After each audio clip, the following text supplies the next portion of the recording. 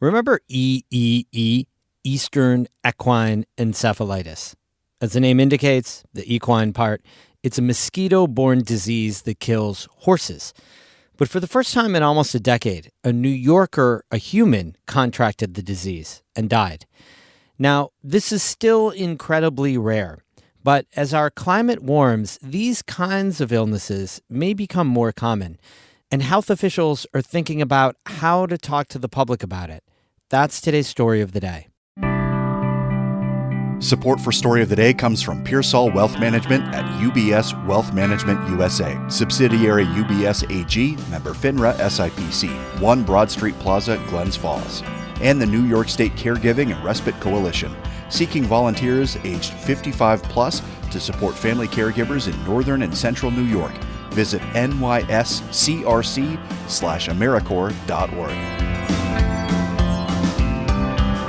Hey, I'm David Sommerstein. It's Monday, December 2nd. Thank you so much to the great Kara Chapman for filling in while I was away. First up, Watertown and the Tug Hill Plateau are digging out from the weekend's lake-effect snowstorm.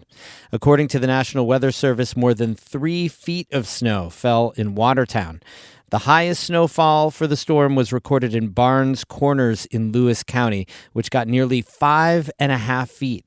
Copenhagen and Montague also got almost 5 feet. A lake effect storm is when warm, humid air is blown across Lake Ontario and mixes with cold, dry air on land.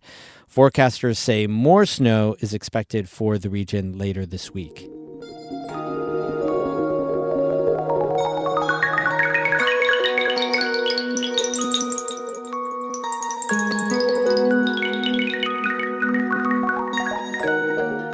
This summer and fall, we saw a resurgence of mosquito-borne illnesses in our region. We talked about Eastern Equine Encephalitis, or EEE, but also West Nile virus. They were confirmed in horses and people across New York State.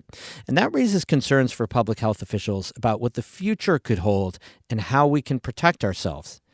All this year, we're focusing on the effects of climate change in the North Country and how people are adapting. We'll have news stories all this week. Today, Catherine Wheeler reports a warmer, wetter climate could make mosquito-borne diseases more common in the North Country. A growing threat is buzzing around the North Country, and Senator Chuck Schumer, one of the nation's top Democrats, is sounding the alarm. Typically, a mosquito problem would just be an annoying itch. What we've seen here in St. Lawrence has prompted many warnings with some deadly mosquito-borne illnesses. In the past few months, Schumer has made 2 stops in northern New York to underscore alerts from health officials. Health officials became worried when several horses died from the mosquito-borne illness Eastern Equine Encephalitis. Then they got really worried when 2 people in the Northeast died from it. And health officials have been worried for years about West Nile virus, another mosquito-borne disease that can kill people. These diseases are rare in humans, but Schumer says our public health system needs to respond. We need the federal government to get involved in a more serious way. And we need the feds to step up to track and zap New York's growing mosquito problem. And that problem is growing because of climate change. Laura Harrington is an entomologist at Cornell University. She says as our climate gets warmer and wetter, invasive mosquitoes are moving north, and it can spread diseases that aren't usually found here. She says one example is the Asian tiger mosquito. It landed in Texas decades ago and has worked its way to the Northeast. That mosquito is capable of transmitting viruses like dengue and Zika. Mosquitoes have very limited temperature ranges that they can survive in. And what happens, and this is the case with the Asian tiger mosquito, is that it's on the margins of those temperatures where it's getting just a little too cold. It's gradually adapting to those cooler temperatures. Harrington says those mosquitoes that survive the cold one season are then breeding generations that can live in even cooler temperatures. Having, this local adaptation and then having warmer days, fewer extremely cold days in the winter when these organisms are overwintering, that enhances their survival. New York's climate assessment predicts temperatures and precipitation levels will continue to rise. Harrington says that will help all kinds of mosquito populations and the diseases they carry thrive. More storms, more rainwater changes that are related to climate change definitely will contribute to increasing risk for some of these pathogens, unfortunately. Harrington says there are a couple of other factors that are also helping mosquitoes broaden their habitats. She says development is creating new places for mosquitoes to live. Construction sites tend to be good breeding grounds. There is a way for scientists and communities to track mosquito-borne diseases so they can fight back. It's called surveillance, and it means they gotta start catching mosquitoes. So with surveillance, the first thing you do is you set up an area like a distribution of our landscape in order to look for where the mosquitoes are.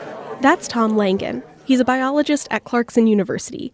Langen says surveillance programs allow scientists to figure out what kinds of mosquitoes are out there, if they're carrying diseases, and how widespread they are. And then when we get them checked, we can say, well, there's also a higher prevalence of triple E here than there. So if we have that, we can say, okay, it's everywhere in the county or everywhere in the North Country, or it's localized at certain swampy areas where we might want to target. That means a community could make informed decisions about management strategies, like spraying a particular area that has a lot of infected mosquitoes. These surveillance programs haven't been a priority in the North Country, but experts say that's going to have to change as more mosquitoes bring more disease. St. Lawrence County's Public Health Director, Erin Strife, says right now her office only knows a disease is in the area when a person or animal tests positive. She says surveillance is a better long-term strategy, but that requires long-term funding. Trends over time matter, and we're looking not only at disease burden in the mosquito pools, but also what species of mosquito may be here, if there are new species coming that weren't here previously, those kinds of things. So we really need years' worth of data to validate that. Senator Chuck Schumer says he recognizes the need for investment. He says he's pushing the feds to improve millions of dollars in funding that could help communities in the North Country start mosquito surveillance programs. So that's why increasing federal funding is so important, because as the climate changes, this shifts the risk of communities. They may not have the resources that they need. While bureaucracy like that takes time, public health officials say there are things you can do to stay safe now. Horses can be vaccinated against triple E. And while humans can't, we can cover up while we're outside, wear bug spray, remove standing water where mosquitoes can breed, and wait for winter to come. Catherine Wheeler, North Country Public Radio. NCPR's Climate Change series is made possible through the generous support of Margot and John Ernst. Bonus story today. In the high peaks, skiers flock to the toll road up Whiteface Mountain, which isn't plowed in the winter, so it's a great place to ski. Amy Feiereisel was one of them and sent this audio postcard. So I'm a couple miles up the Whiteface Toll Road. It's the day after Thanksgiving, and it's been really, really busy up here. I mean, I think we've seen dozens of people, right, Lisa? Yeah, I think we've at least seen 20 people. Yeah. And we weren't sure if there was going to be enough snow, but it is so beautiful right now. Can you describe what it looks like? Well, I hate to say Narnia because it's a bit of cliche, but there are a lot of pines covered in snow. We have about 2 to 3 inches of fluff on top of a nice base, and we can see Taylor Pond in the distance, shrouded in some nice fluffy snow clouds. It's just that dusting. You know, it's not tons of snow, but everything is a little bit white. And it's the first time of the year, too, that it's been like this. That it really feels like winter. Yes. Yeah. And there's a little bits of blue poking through in the sky, which is really nice. I know. Maybe we'll get a little bit of sunlight on the way down. It's pretty wonderful to be up here and seeing. Oh, and there's just people like going up past us and going down. There've been lots of dogs. Just a lot of people really enjoying a beautiful day. Hello. Hi there. Yeah, everyone's been smiling. That's a nice thing. All right, so we're going to join the hordes of people going down now. I just gotta... Right. Okay. We just put on lots of layers because it's going to be a lot colder going down. And hopefully we don't go too fast. That's what I'm hoping for.